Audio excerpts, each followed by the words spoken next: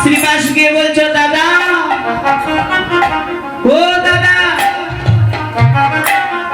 আমি যে হরি নাম সংকীর্তন দিতে চাই দাদা,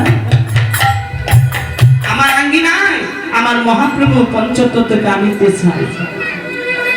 বাবা আগে বলেছি গো মা, গরিব হলে এই জগতে কেউ ভালোবাসে। শ্রীবাসের দাদা বলছে, শ্রীবাস রে, যে দিন আইনে দিন গায় সে কি হরিনাম সংকীর্তন দিতে পারে? তুমি হইছো ভিখারি, দুয়ারে দুয়ারে ভিক্ষা করে খাও, আর তুমি বলছো হরিনাম সংকীর্তন দিবে।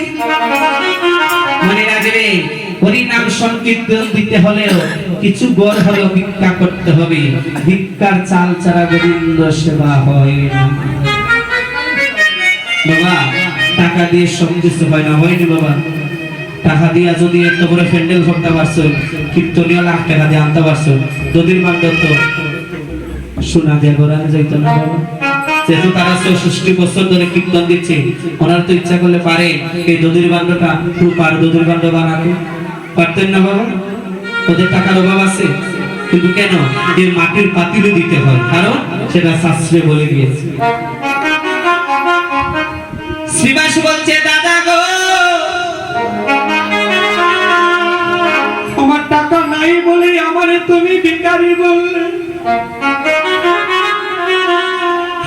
আমারে তুমি ভিখারি বলো তার কোনো বিষয় না,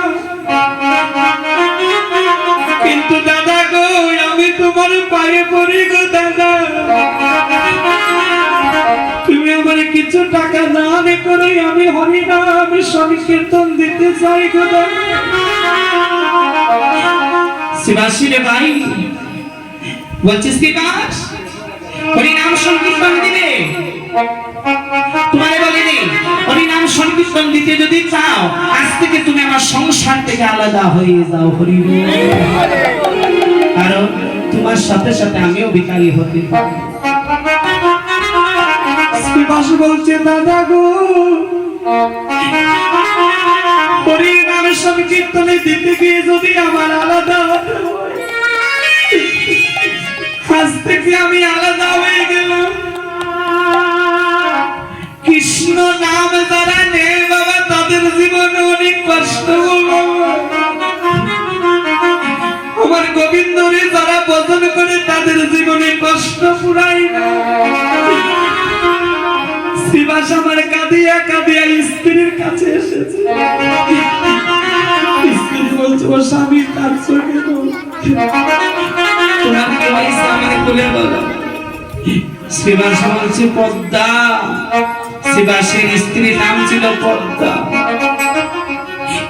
পদ্মা বলছে, ও স্বামী কাঁদছো কেন? কেঁদো না স্বামী, কেঁদো না।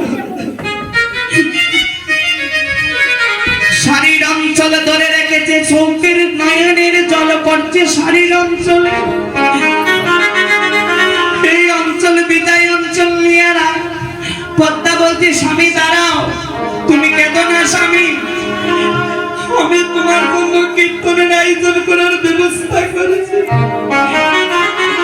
তাই বলে দৌড় মেরে গেছে সন্দুকের কাছে। আগের বাবারা সন্দুকের মধ্যে স্বর্ণ লঙ্কা রাখিত, সন্দুকের কাছে গিয়ে গয়নাগুলো হাতে নিয়েছে। পরে আশা করে রেখেছিলাম গয়নাগুলি গায়ে পরবো বলে,